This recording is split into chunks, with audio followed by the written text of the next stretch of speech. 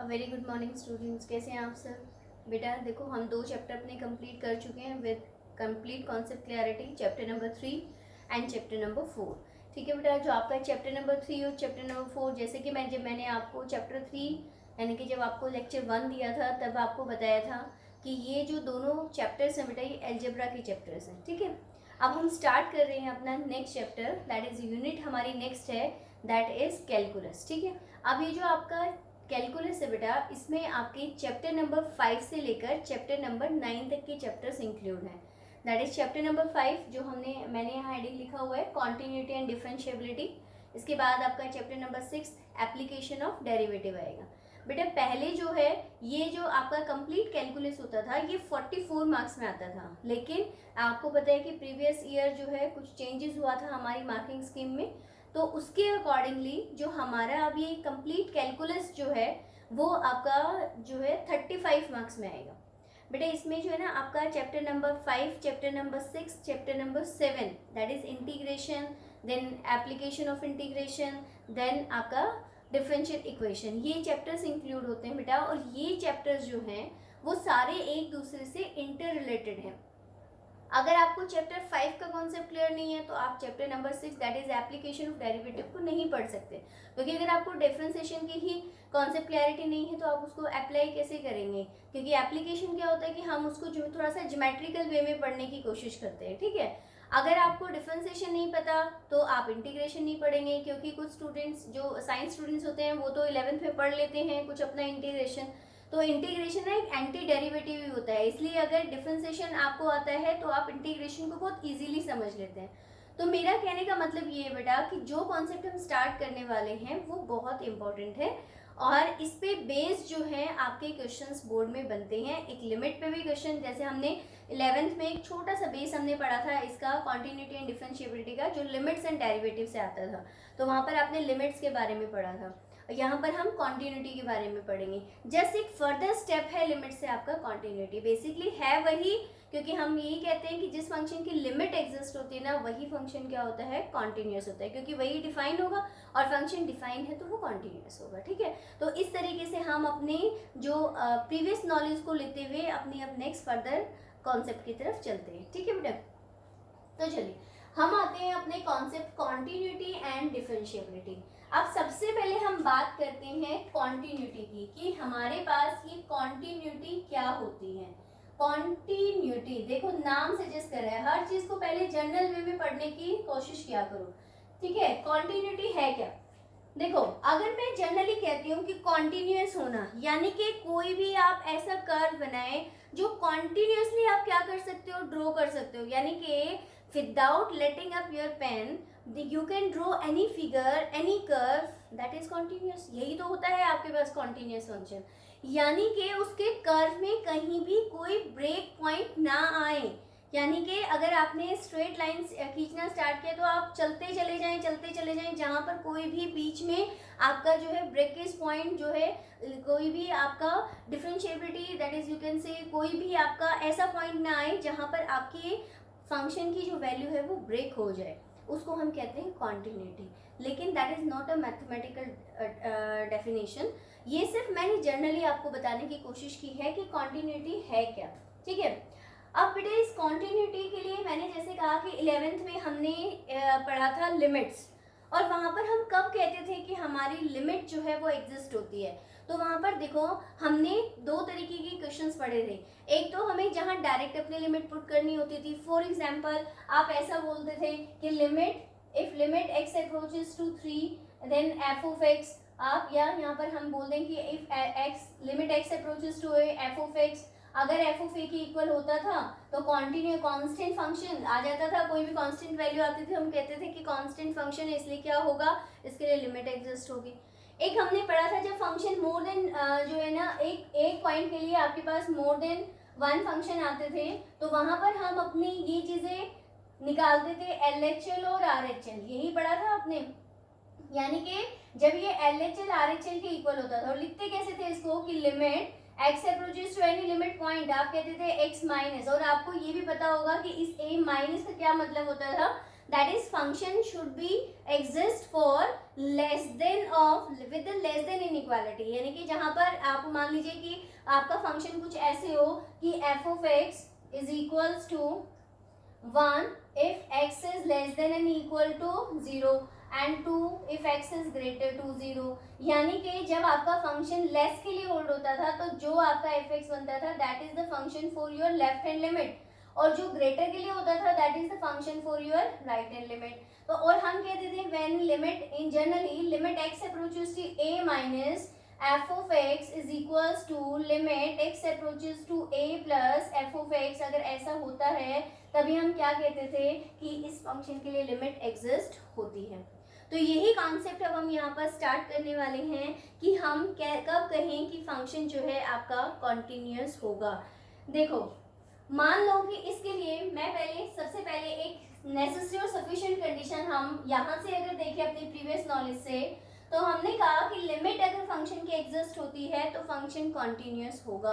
तो मान लो कि मैं यहाँ पर नेसेसरी सफिशिएंट कंडीशन लिख रही हूँ, that is limit x approaches to a minus f of x is equals to limit x approaches to a plus f of x is equals to limit x approaches to a then f of x। अगर ये हमारे पास यानी कि अगर यहाँ पर आप x के प्लेस पे a पुट करें, या आप इसको सिंपली अगर x अप्रोच करवाने के बाद आप डायरेक्टली ये भी कह सकते हो which is equals to f of a, तो हम क्या कहेंगे कि ये अगर तीन कंडीशन इक्वल होती हैं तभी हमारे पास फंक्शन क्या होगा, कॉन्टिन्यूअस।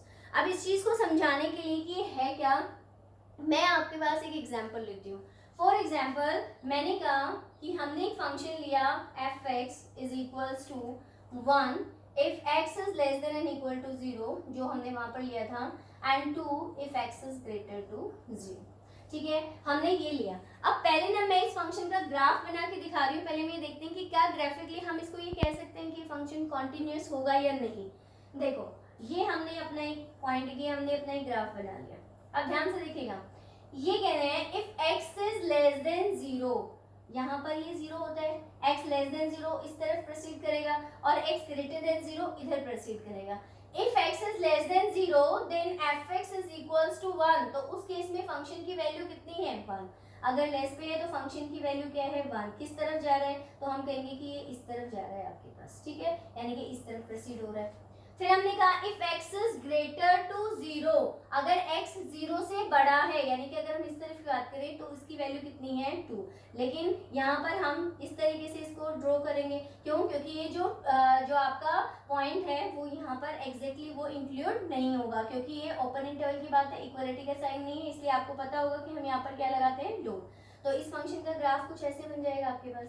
तो क्या अगर मैं ग्राफिकली चेक करूँ तो ये फंक्शन आपका कॉन्टिन्यूअस है क्या? इसको बनाने के लिए आपने एक बार भी अपना पेन नहीं उठाया है। तो इसलिए अगर मैं जनरली देखूं तो हमने क्या किया है कि कॉन्टिन्यूअस नहीं है। अब कॉन्टिन्यूअस नहीं होने के लिए इसका ब्रेक पॉइंट कहाँ बना आपके पास, यहाँ देखिए इस x इज इक्वल्स टू 0 पे, क्योंकि जब हम यहाँ से बात करते हैं कि 0 से लेस की वैल्यू के लिए 1 की वैल्यू रखता है और 0 से बड़ी वैल्यू के लिए ये 2 की वैल्यू रखता है, तो ब्रेक पॉइंट कहाँ पर आ गया आपका, 0 पे। यानी कि इस फंक्शन के लिए ये फंक्शन जो है आपका क्या नहीं है, कॉन्टिन्यूअस नहीं है, क्योंकि इसको बनाने के लिए हम कॉन्टिन्यूअसली अपने ग्राफ पर नहीं रहे, इसीलिए ये फंक्शन जनरली बोले तो कॉन्टिन्यूअस नहीं होगा। अब अगर हम इसको देखते हैं अपनी सफिशिएंट नेसेसरी कंडीशन के साथ, तो हम यहाँ से ये कह सकते हैं कि if we are discussing about LHL, that is limit x approaches to 0 minus, तो हमने जनरली डिस्कस किया है, limit x approaches to 0 minus f of x। अब 0 माइनस यानी कि लेस की इनइक्वालिटी के लिए फंक्शन कौन सा बेटा है यहाँ पर, 1। तो यहाँ पर कितनी वैल्यू आ गई मेरे पास LHL की, that is value 1। Now limit x approaches to 0 plus, ठीक है, कुछ यहाँ पर ऐसे भी करते हैं कि 0 माइनस है तो आप कहेंगे कि 0 minus of h, then limit h tends to 0। आपको वो लिमिट में करते थे हम, आप ऐसा यहाँ पर भी कर सकते हो, लेकिन जब आप ये ऑलरेडी चीज पढ़ चुके हो तो डायरेक्ट फंक्शंस को पुट करने की आदत डालिए। Now limit x approaches to 0 plus है, तो 0 प्लस का मतलब 0 की वैल्यू हमारे पास किस तरफ जाएगी, पॉजिटिव की तरफ जाएगी, और 0 प्लस यानी कि ग्रेटर के लिए हमारे फंक्शन की वैल्यू कितनी है, 2। तो यहाँ पर कितनी वैल्यू आ गई 2। तो क्या मैंने यहाँ पर देखा, इस कॉन्सेप्ट से मैंने क्या सीखा कि LHL मेरे पास RHL के इक्वल नहीं है। हमने ग्राफिकली देखा तो भी फंक्शन कैसा है, कॉन्टिन्यूस नहीं है।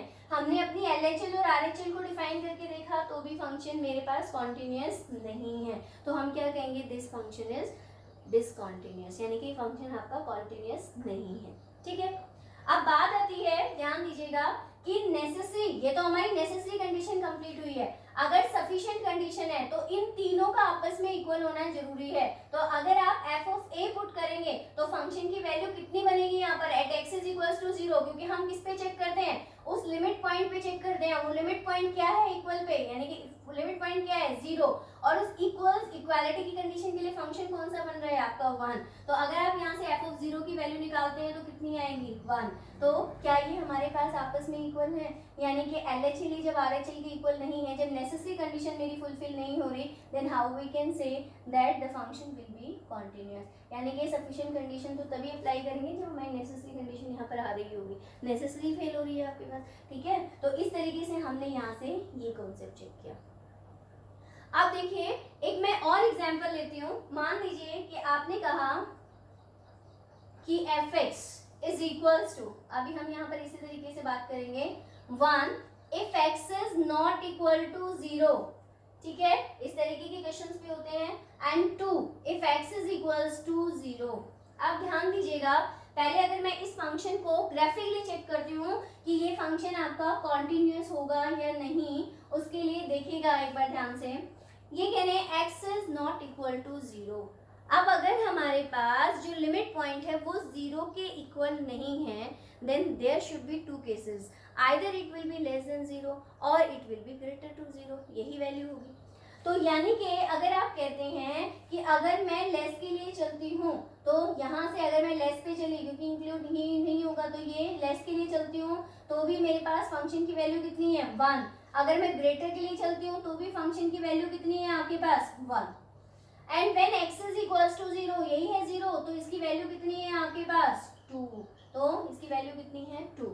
तो क्या इसको बनाने के लिए आपने जो है अपने उसको फंक्शन को जो है ग्राफिकली अगर हम इसको शो करना चाहते हैं तो 2 को शो करने के लिए हमें अपना पेन उठाना पड़ा, यानी कि कॉन्टिन्यूस कर्व नहीं है ये, तो ग्राफिकली तो हमने शो कर दिया कि ये क्या है आपका कॉन्टिन्यूस नहीं है। देखो, आपको ग्राफिकली शो नहीं करना है, ये सिर्फ आपके कॉन्सेप्ट क्लैरिटी के लिए है, ताकि आपको इजीली समझ आ जाए कि फंक्शन देखा था तो कॉन्टिन्यूस होगा या नहीं, क्यों नहीं होगा, ये चीज मैं आपको यहाँ पर बता रही हूँ।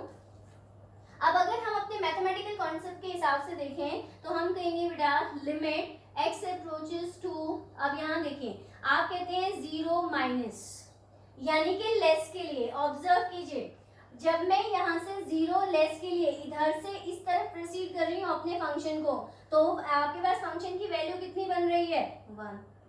और जब मैं यहाँ से कहती हूँ कि limit x approaches to 0 plus, यानी कि जब मैं प्लस की तरफ जा रही हूँ 0 प्लस, तो भी फंक्शन की वैल्यू कितनी है आपके पास 1। दोनों ही केसेस में आपके पास वैल्यू कितनी है 1। तो क्या यहाँ पर आपका LHL RHL के इक्वल हुआ, यानी कि नेसेसरी कंडीशन फुलफिल हो रही है आपकी। अब हम चलते हैं अपनी सफिशिएंट कंडीशन पे, क्यों, क्योंकि नेसेसरी सफिशिएंट कंडीशन कंप्लीट, तभी हम कह सकते हैं कि फंक्शन विल बी कॉन्टिन्यूस, यानी कि ये तीनों आपस में क्या होने चाहिए, इक्वल होने चाहिए। अब मैं यहाँ से अगर अपनी f ऑफ a की वैल्यू कैलकुलेट करते हैं तो यहाँ देखिए फंक्शन की वैल्यू कितनी है आपके पास। आप कहेंगे कि अगर आप वैल्यू अपनी पुट करते हो तो क्या ये कॉन्टिन्यूस ग्राफ होगा, बताइए।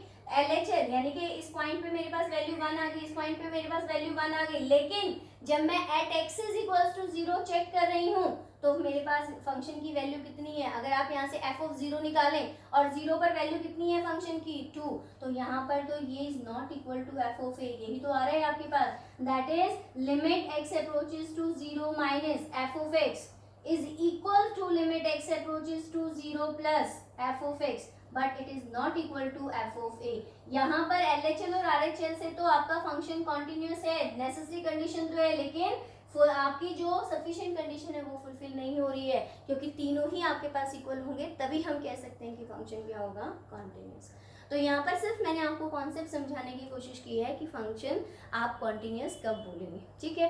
तो कॉन्टिन्यूस फंक्शन होने के लिए आपको ये याद रखना है कि limit x approaches to a minus f of x is equals to limit x approaches to a plus f of x is equals to F of a।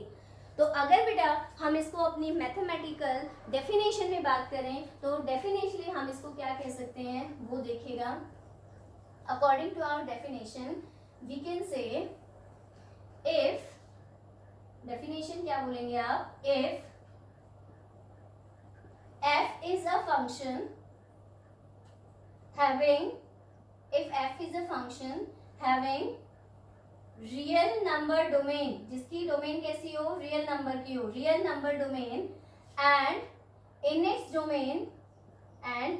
Domain there exist a number c, एक number हमारे पास c ऐसा आए, ठीक है, such that, इस तरीके से कि limit x approaches to c minus f x is equals to limit x approaches to c plus fx is equals to f of c, then we can say that function must be continuous at that point c, ठीक है। और ये c आपने 11th standard में पढ़ा होगा कि क्या होता है, that is the limit point of that function, ठीक है बेटा। तो ये हमारा था continuity का कॉन्सेप्ट, ठीक है। अब इसके बाद बेटा हमारे पास आता है next concept, that is algebra of the continuity, ठीक है। now our next topic is, इसी में हम कॉन्टिन्यूटी में ही पढ़ रहे हैं। तो कॉन्टिन्यूटी में जिस तरीके से हम जब हमने डैट पढ़ा था तो उसकी कुछ प्रॉपर्टीज आती थी, इसी तरीके से हमारे पास कॉन्टिन्यूस जो फंक्शन होते हैं उनकी आपके पास क्या होगी, कुछ एल्जेब्रा आएंगे, दैट इज आप पढ़ेंगे एल्जेब्रा ऑफ कॉन्टिन्यूटी। अब कॉन्टिन्यूटी के एल्जेब्रा में 4 हमारी वैल्यूज होती हैं कि इफ, आप यहाँ कहेंगे if F and ji are real functions, ठीक है। आप पहली बात देखिए, आप दो चीजें होती हैं बेटा, एक होता है रियल फंक्शन और एक होता है रियल वैल्यूड फंक्शन। जो रियल फंक्शन होता है ना बेटा, वो रियल फंक्शन में आपके किसी भी फंक्शन की डोमेन और फंक्शन की रेंज दोनों ही सेट ऑफ रियल नंबर्स होता है। लेकिन अगर आप कहते हैं रियल वैल्यूड फंक्शन, तो वहां पर आपकी जो डोमेन, आपकी जो रेंज होगी दैट विल बी, यानी कि अगर आप यहाँ से बात करते हैं रियल वैल्यूड फंक्शन की, तो जो आपकी रेंज होगी दैट विल बी रियल, ठीक है। तो यहाँ पर हम रियल वैल्यूड फंक्शन बोल रहे हैं, तो रियल वैल्यूड फंक्शन का मतलब इसकी डोमेन भी सेट ऑफ रियल नंबर है और इसकी जो आपकी रेंज है वो भी सेट ऑफ रियल नंबर्स है। लेकिन अगर आप रियल वैल्यूड बोलते हैं तो उसके लिए उसकी रेंज का रियल वैल्यूड होना, यानी कि रियल नंबर से एग्जिस्ट करना जरूरी होता है, ठीक है। तो ये छोटी छोटी बातें जो मैं आपको साथ साथ बताती हुई चलूंगी। If F and ji are real functions then such that कि एफ प्लस जी, ठीक है, इस तरीके से जो आपके दो फंक्शंस होंगे एफ एंड जी, ये दो आपके पास फंक्शन होंगे, ठीक है, वो कॉन्टिन्यूस होंगे, रियल फंक्शंस होंगे। F and ji are real functions continuous at C, जो सी पर कॉन्टिन्यूस होंगे, सच दैट कि F plus G are continuous at C. यहाँ पर हम सिर्फ एफ की बात नहीं कर रहे हैं, एफ और जी दोनों ही आपके पास कैसे होंगे, कॉन्टिन्यूस फंक्शन होंगे। तो अगर हम उन दो कॉन्टिन्यूस फंक्शन को ऐड करते हैं तो भी वो उस पॉइंट पर क्या होंगे, कॉन्टिन्यूस। सेकेंड हमारे पास एल्जेब्रा कहता है कि f minus g are also continuous at the point c। Third point हम कहेंगे कि f इंटू जी, यानी कि अगर हम इन दोनों को मल्टीप्लाई कर दें, are continuous at c, and last is f divided by g, यानी कि f by g are continuous at point c, ठीक है। अब यहाँ देखो, अगर मैं इस फंक्शन की बात करती हूँ, मान लीजिए कि मैं यहाँ एक एग्जांपल लेती हूँ। फॉर एग्जांपल मैंने यहाँ पर फर्स्ट पार्ट के लिए बोला कि f x is equals to sine x, f x is equals to sine x, ठीक है, ये हमने बोला। तो क्या साइन फंक्शन का जब हम ग्राफ बनाते हैं तो वो क्या होता है, कॉन्टिन्यूस होता है। दूसरी बात हमने जो 11th स्टैंडर्ड में पढ़ा था, जब हमने यहाँ से इसको h टेंड्स टू 0 एक इंक्रीमेंट लेके यहाँ इसको सॉल्व किया था f of x plus h से, तो हमने यहाँ वहाँ पर देखा था कि हमने चेंज किया था। आफ्टर दैट हमारे पास फंक्शन के लिए लिमिट एग्जिस्ट हो रही थी, यानी कि अगर आप यहाँ से लिमिट इसको x प्लस एच कहते हो, तो sine of a plus b formula से लिमिट h टेंस टू 0 करके जब हमने वैल्यू को कैलकुलेट किया था तो again we get sine of x। ये हमने 11th स्टैंडर्ड में हम ऑलरेडी पढ़ चुके हैं कि साइन फंक्शन के लिए लिमिट क्या होती है, एग्जिस्ट होती है। उसी तरीके से कॉस फंक्शन के लिए भी, यानी कि हर ट्रिग्नोमेट्रिक फंक्शन के लिए लिमिट क्या होती है, एग्जिस्ट। तो इनका ग्राफ कैसे होता है बेटा, कॉन्टिन्यूअस होता है। If f x is equal to sine x और जी एक्स आपके पास किसके इक्वल होता है, किसके इक्वल हो, cos x, then we can say this fx plus gx, that is अगर आप यहाँ से कहते हैं कि हम sin x में cos x प्लस कर दें तो वो भी क्या होगा, is continuous at c, क्योंकि sin मेरे पास कैसा होता है, continuous, cos भी कैसा होता है, continuous। और जब हम दो continuous फंक्शन को प्लस करते हैं then again हमारे पास फंक्शन कैसा होगा, कॉन्टिन्यूस। ठीक है, सेम एज हमारे पास सब्ट्रैक्शन के लिए होता है। सेम अगर हम कहते हैं sine x into cos x, तो इस क्वेश्चन को सॉल्व करने के लिए हमने क्या किया था, इसको 11th स्टैंडर्ड में 2 से मल्टीप्लाई, 2 से डिवाइड करके इसको साइन 2x के फॉर्म में कन्वर्ट किया था और उसके लिए लिमिट एग्जिस्ट करवाई थी। तो हमने कहा था वहाँ उसके लिए लिमिट एग्जिस्ट होती है तो फंक्शन कैसा होगा, कॉन्टिन्यूस।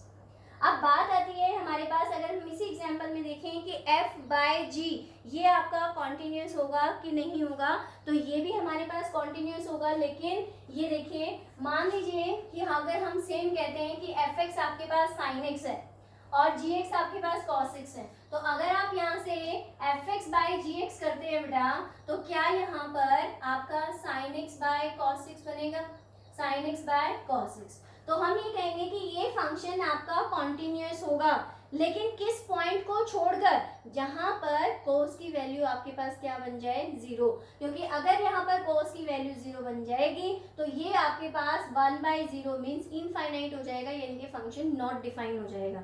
यानी कि sin x by cos x को क्या कह सकते हैं, टेंजेंट ऑफ x कह सकते हैं। और हमने यहाँ पर अपने प्रिंसिपल सॉल्यूशंस में पढ़ा था, general principle solution 11th class में, कि 10x is equals to 10 alpha when कब होती है आपके पास ये, when x is equals to किस पे कंटिन्यूअस होगा, 2n plus 1 into pi by 2, यही होता है आपके पास। तो ये यहाँ से आपकी वैल्यू इस तरीके से फॉर्म होगी। ठीक है, यानी कि ये फंक्शन का ग्राफ सिर्फ आपके पास किस फंक्शन पर, और हर किसी पॉइंट पे कंटिन्यूअस होगा, लेकिन except your point pi by 2, क्योंकि पाई बाय 2 पे आके जो फंक्शन कोस होता है वो क्या हो जाता है, 0। तो हम सिर्फ उस पॉइंट को छोड़ के फंक्शन क्या होगा, कॉन्टिन्यूअस।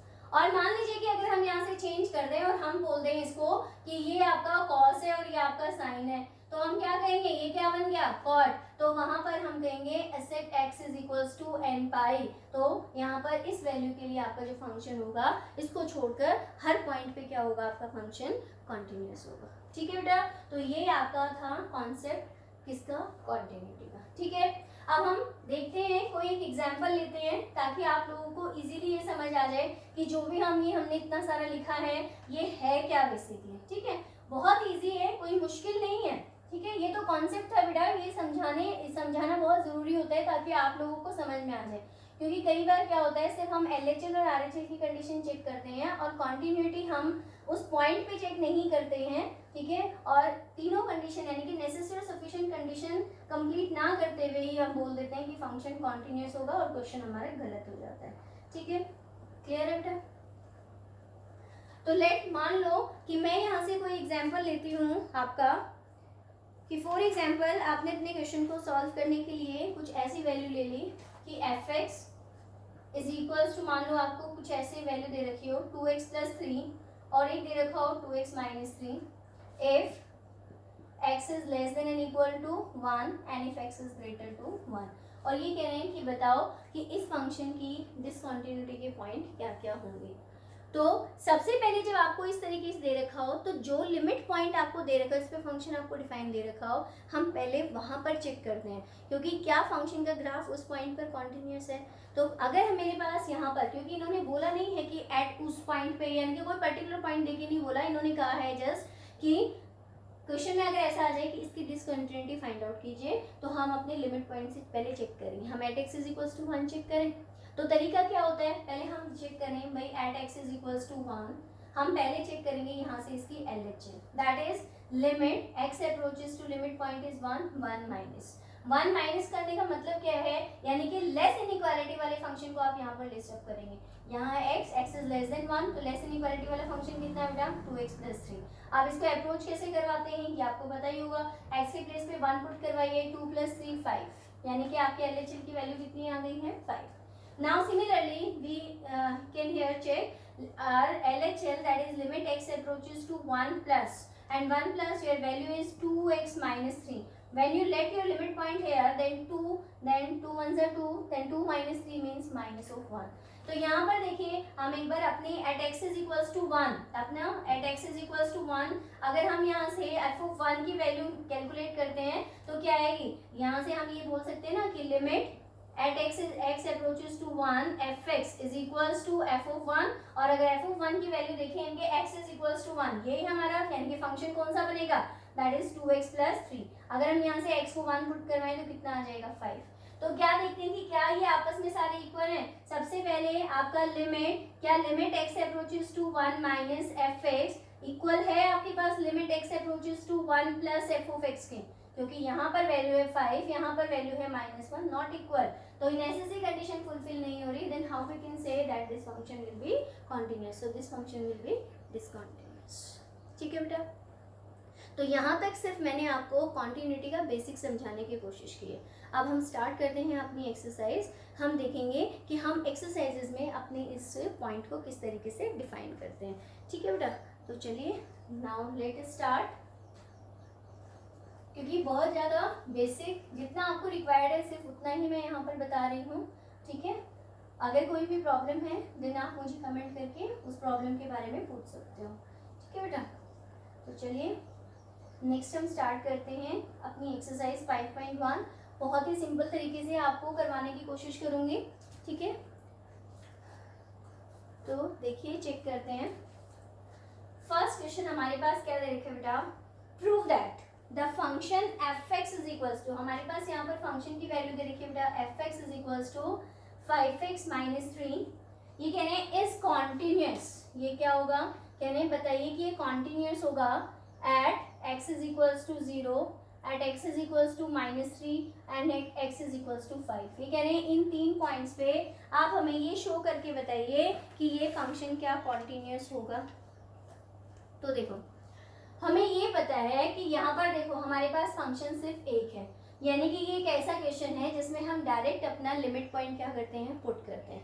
और आपको पता है कि जब हम डायरेक्ट लिमिट पॉइंट पुट करते हैं that is limit if x approaches to a fx is equals to f of a, then we can say that function is continuous, because in this case we get a constant function, that is जब आप put करते हो तो आपके पास कोई constant value आती है, whether it will B positive और नेगेटिव इससे फर्क नहीं पड़ता। आपके पास वो 0 के इक्वल नहीं होगा, वो अगर माइनस है या प्लस तो आप कहेंगे कि वो फंक्शन कैसा हो गया है, आपका कांस्टेंट फंक्शन हो गया। कांस्टेंट फंक्शन होने की वजह से वो क्या हो जाएगा, कंटिन्यूअस हो जाएगा। ठीक है, तो चलिए पहले हम चेक करते हैं इसको अपने first point at x is equals to 0। आप कहेंगे at x is equals to 0, तो आप कंडीशन क्या होगी कि limit x approaches to 0 fx is equals to f of 0। अगर ऐसा हो जाए तो भी हम कहेंगे कि फंक्शन क्या होगा आपका कॉन्टिन्यूस। तो पहले हम यहाँ से अपना f ऑफ 0 कैलकुलेट करते हैं। तो अगर आप यहाँ से f ऑफ 0 कैलकुलेट करेंगे यानी कि फंक्शन में आप 0 पुट करेंगे तो 5 इंटू 0 दैट इज कितना बनेगा आपका -3। अब हम अपनी ये वाली वैल्यू चेक करते हैं। तो देखो सीधी सी बात है कि जब आप लिमिट फंक्शन में अप्रोच करवाया तो यहाँ से f ऑफ 0 की वैल्यू कितनी बन रही है -3। अब हम ये वाली वैल्यू चेक करते हैं that is limit x approaches to 0, function कितना है आपका 5x माइनस 3, x को 0 अप्रोच करवाएंगे देन -3। क्या आपके f ऑफ 0 की वैल्यू भी कितनी है -3, यहाँ भी कितना है -3। तो क्या ये आपके पास एक कांस्टेंट फंक्शन हुआ, कैसा फंक्शन आया, एक कांस्टेंट फंक्शन। कांस्टेंट फंक्शन तो this will implies we can say your function is continuous at x is equals to 0, यानी कि 0 पे फंक्शन कैसा आया, कांस्टेंट, और कांस्टेंट फंक्शन कैसा होता है, कॉन्टिन्यूअस। ठीक है, अब इसी तरीके से हम चेक करते हैं अपने सेकेंड पॉइंट पे, दैट इज हमने कहा कि limit x approaches to -3 at x is equals to -3 check कर रहे हैं हम। तो देखिए तो यहाँ पर आपके पास जो f ऑफ x है वो किसके इक्वल आना चाहिए, आपका f ऑफ -3 के इक्वल। अगर हम यहाँ से f ऑफ -3 की वैल्यू अपने फंक्शन में से निकालते हैं, ये हमारा फंक्शन है, तो हम कहेंगे 5 3 15 -15 -3 कितना आ गया आपका -18, यही बनेगा। अब यहाँ से देखिए limit x approaches to minus of 3, fx put कीजिए, कितना बना है 5x माइनस 3, अप्रोच करवाइए, ये भी कितना बन गया -18 which is not equal to 0, that is क्या बन गया आपका कांस्टेंट फंक्शन है। कांस्टेंट फंक्शन है तो हम क्या कह सकते हैं, इट विल बी कॉन्टिन्यूस। सिर्फ फर्स्ट क्वेश्चन में ये आपने चेक करना है, ठीक है बेटा। तो I think you can check this function at x is equals to 5, ठीक है। So please have a look on this.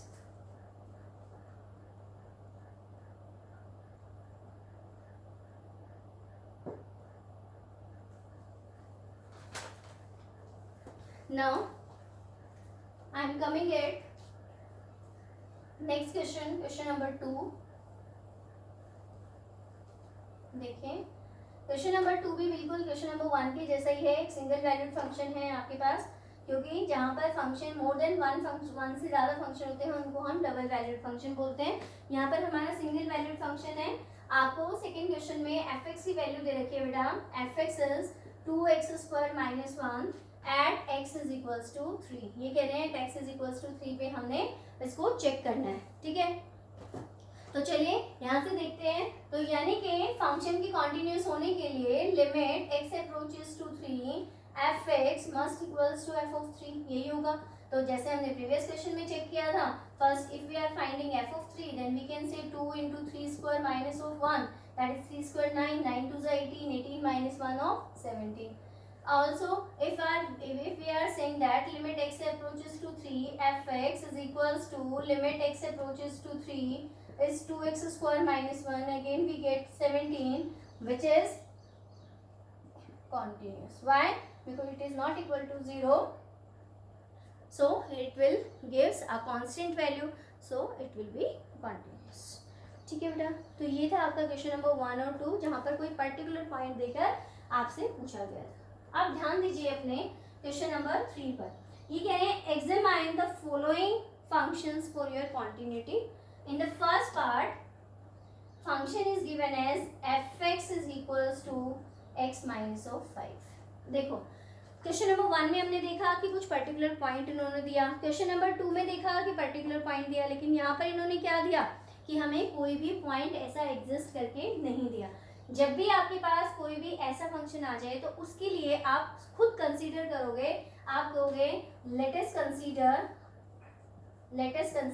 This function exist at x is equals to c। हम इस फंक्शन की कॉन्टिन्यूटी चेक कर रहे हैं किस पे, हम c पॉइंट वहां से खुद से ही लेकर चलेंगे, ठीक है, अपने आप से डिफाइन करके चलेंगे। तो इसका मतलब अगर मैं यहाँ से बोलती हूँ कि limit x approaches to c, ठीक है, then fx is equals to F of C, यानी कि सी क्या है मेरा, कोई भी कांस्टेंट होगा। अगर मेरे पास ये रिजल्ट एफ ऑफ सी में दे देंगे, कांस्टेंट फंक्शन में दे दे, तो हम सिंपली क्या कह सकते हैं कि ये फंक्शन सी कोई भी वैल्यू हो सकती है, जरूरी नहीं है कि वो नेगेटिव या पॉजिटिव, कोई भी वैल्यू हो सकती है आपकी। तो अगर कांस्टेंट फंक्शन मुझे मिल जाए तो हम सेकंड क्वेश्चन बोला, फर्स्ट क्वेश्चन बोला, हम कह देंगे कि फंक्शन कैसा है, कॉन्टिन्यूस। अब हम यहाँ से देखते हैं that is limit x approaches to c, fx की वैल्यू कितनी बेटा x माइनस 5। आप रिवर्ट करेंगे यहाँ से तो कितना आएगा, that is c minus of 5। c क्या है, कोई भी कांस्टेंट वैल्यू। अगर मान लीजिए कि c की वैल्यू 1 है तो 1 minus 5, suppose 1 then 1 minus 5 minus 4, ये भी आपके पास 0 के इक्वल नहीं है। अगर आप इसको 7 बोलते हैं देन 7 माइनस 5 2, वो भी क्या दे रहा है आपका, एक आपके पास एक कांस्टेंट फंक्शन दे रहा है, तो हम क्या कहेंगे, this will implies this function is continuous. समझ में आ रहे हैं ना कि किस लिए कॉन्टिन्यूस बोला, क्योंकि हमें कांस्टेंट वैल्यू रिप्लाई कर रहा है, 0 के इक्वल नहीं है, इसलिए हम क्या कहेंगे कि फंक्शन कैसा होगा, कॉन्टिन्यूस होगा, ठीक है बेटा। अब इसी तरीके से इसका बी पार्ट है, देखिएगा यहाँ पर बी पार्ट में आपको एक कंडीशन दे रखी है। अब उस कंडीशन को हमने लिखना कैसे, हमें ये तो पता है कि फंक्शन भी कैसा होगा, कॉन्टिन्यूस होगा, क्योंकि देखिए बी पार्ट में बोल रहे हैं कि fx is equals to 1 upon x minus of 5 when x is not equal to 5। क्योंकि अगर x 5 हो गया तो ये कैसा फंक्शन बन जाएगा आपका, इनफाइनाइट फंक्शन बन जाएगा, क्योंकि 1/0 क्या होता है, इन्फिनिटी, और ये फंक्शन तो डिफाइन ही नहीं होगा। तो अब इसको हम कैसे चेक करेंगे, सेम प्रोसीजर, लेट वही हम लेके चलेंगे कि function is defined at x is equals to c। Now limit x approaches to c, fx is equals to f of c, यही हम कह के चलते हैं। तो this will implies ये क्या हमें रिजल्ट देगा, limit x approaches to c 1/x-5 is equals to 1/c-5।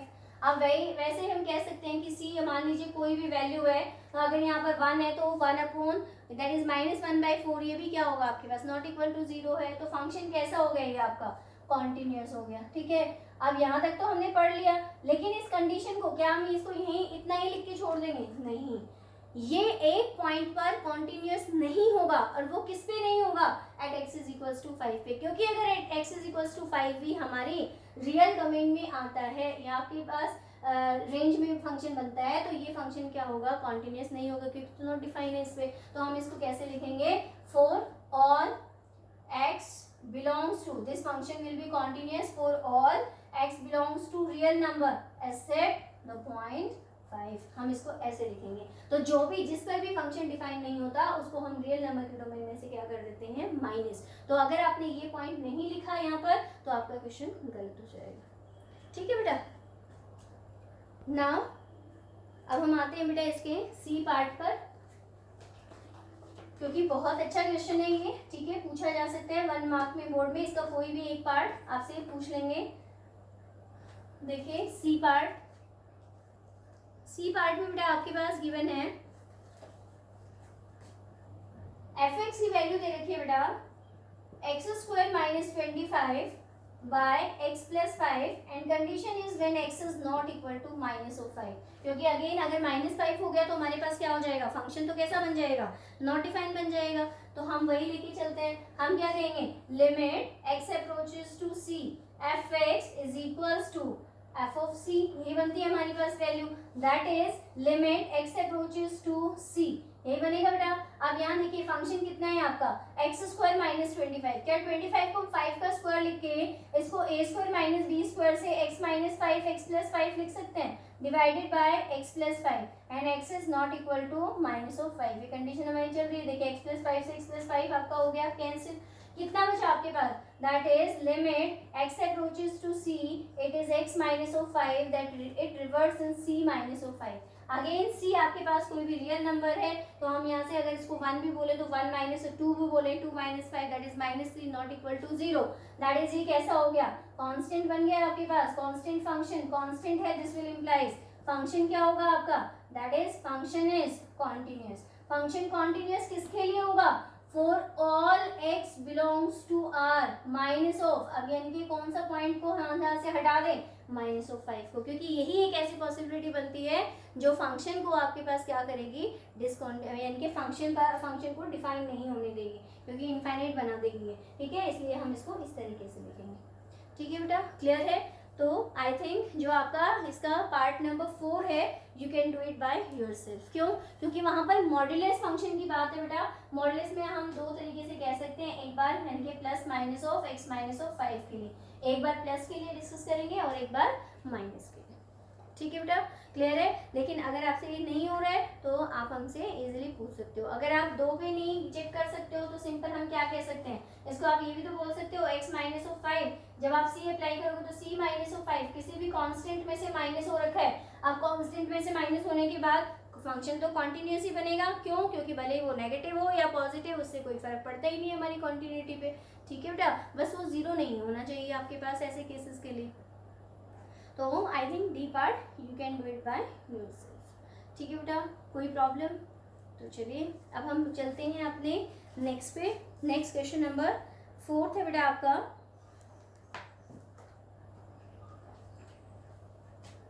Now I am coming at question number 4।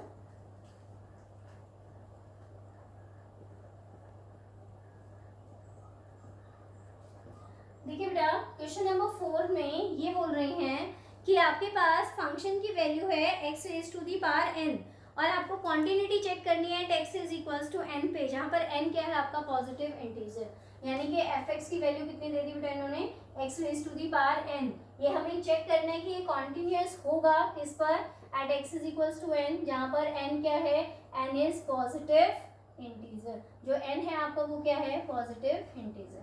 तो वही हम अगर अपने फॉर्मूले में पुट करते हैं तो हम क्या कहेंगे, लिमिट x अप्रोचेस टू, अब x किसको अप्रोच कर रहा है, n को, जो आपका fx है वो किसके इक्वल आ जाए यहाँ से, f of n, तभी हमारे पास फंक्शन क्या होगा, continuous. That is we can say limit x approaches to n fx क्या बेटा x की पावर n इज इक्वल, जब आप पुट करेंगे तो क्या होगा n की पावर n। अब यहाँ पर n क्या है आपका, कोई भी पॉजिटिव इंटीजर, मान लीजिए कि आप इस n पॉजिटिव इंटीजर की वैल्यू 2 बोल रहे हैं और 2 की पावर 2 कितना बना 4 भी केस क्या रिवर्ट कर रहे हैं हमें, कोई कांस्टेंट फंक्शन, और जैसे ही कांस्टेंट तो function continuous. This will implies जो आपका fx है is continuous at x is equals to, ठीक है बेटे, क्लियर है। तो चलिए अब हम चलते हैं बेटा अपने क्वेश्चन नंबर 5 पर।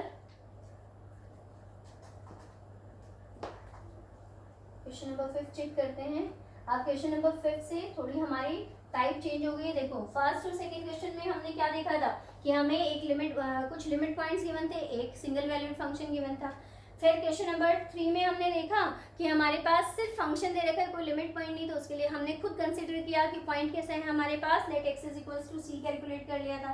अब हम देखते हैं क्वेश्चन नंबर 5 पे, जहां पर हमारे पास फंक्शन के लिए दो वैल्यूज आ रही हैं, that is f x is equals to, ये कह रहे हैं x if x is less than and equal to 1 and 5 if x is greater to 1। यहाँ पर ऐसा बोल रहे हैं, ये कह रहे हैं कि क्या ये कॉन्टिन्यूअस होगा, हमें चेक करना है is continuous at x is equals to 0, at x is equals to 1 और x is equals to 2। In points पे हमें चेक करना है।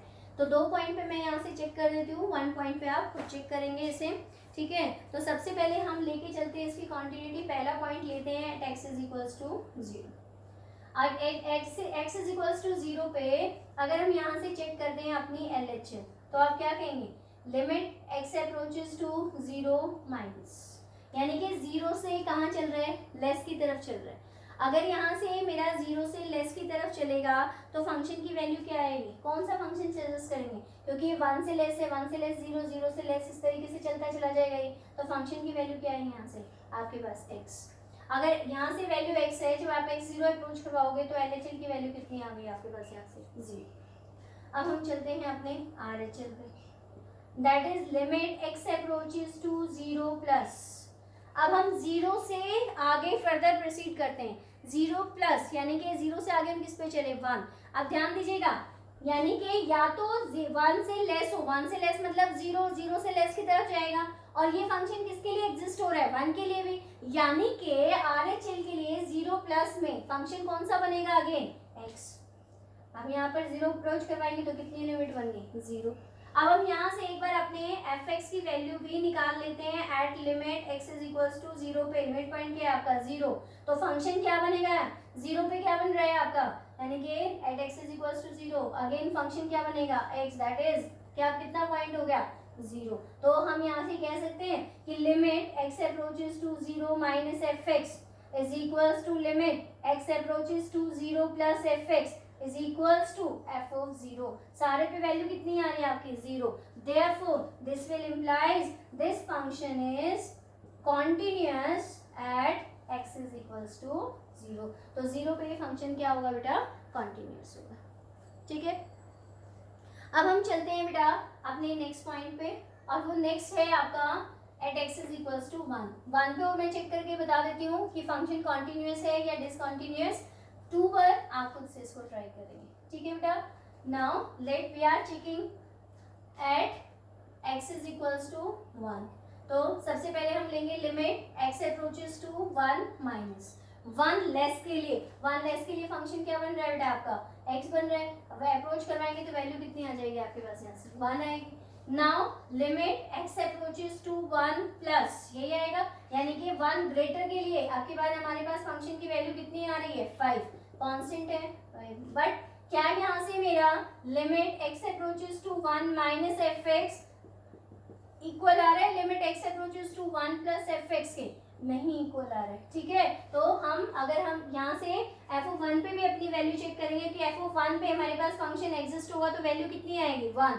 तो जब मेरी LHL या RHL के इक्वल नहीं है तो हमारी कंडीशन फुलफिल ही नहीं हो रही, तो हम क्या कहेंगे कि this function is not continuous at या discontinuous at x is equals to 1, ठीक है बेटा। तो 2 पॉइंट पे चेक किया, 0 पे फंक्शन कैसा है कॉन्टिन्यूअस, बट 1 पे फंक्शन कैसा है आपका डिसकंटिन्यूअस। ठीक है बेटा, तो at x is equals to 2 पे आप इसको खुद से चेक करेंगे।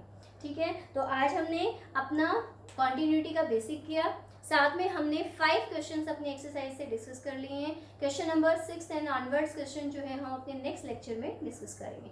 ठीक है बेटा, तो मैं आपको बार बार कह रही हूँ कि ये जो चैप्टर्स हम स्टार्ट करें, भले ही वो आपका चैप्टर 4 हो, वो भी आपका इंपॉर्टेंट बनता है। चैप्टर नंबर 5 यहाँ से तो आपका कैलकुलस से स्टार्ट हो गया है। ठीक है, तो इनको इग्नोर मत कीजिए बेटा, बहुत अच्छे से इनको समझने की कोशिश कीजिए और एक हेल्दी जो है अपने माइंड में इसकी पिक्चर बनाइए कि फंक्शन, क्योंकि देखो जब तक आप अगर क्वेश्चंस को मेमोराइज करने की कोशिश करेंगे ना कि इस क्वेश्चन में ऐसा हुआ था, स्टेटमेंट चेंज, आप कंफ्यूज। ठीक है, तो ये काम नहीं करना है आप लोगों ने कॉन्सेप्ट को समझना है सिर्फ। ठीक है, क्वेश्चन वहाँ पर कुछ भी हो सकता है। आप अपने फंक्शन का ग्राफ बना के देख लिया करो कि क्या ये फंक्शन इस तरीके से बन रहा है, तो क्या सबसे पहले आप ये चेक कर लो, जैसे मैंने आपको अभी बताया था बेसिक में कि ग्राफिकली हमने देख लिया कि फंक्शन कॉन्टिन्यूस नहीं है, फिर हम उसको मैथमेटिकली चेक कर लेंगे। ठीक है, पेपर में नहीं शो करना है आपने ग्राफिकली, पेपर ग्राफ नहीं है अब हमारे सिलेबस में, सिर्फ हमने ये अपने माइंड में सेट करने के लिए पहले चेक कर लिया कि फंक्शन कॉन्टिन्यूस है या नहीं।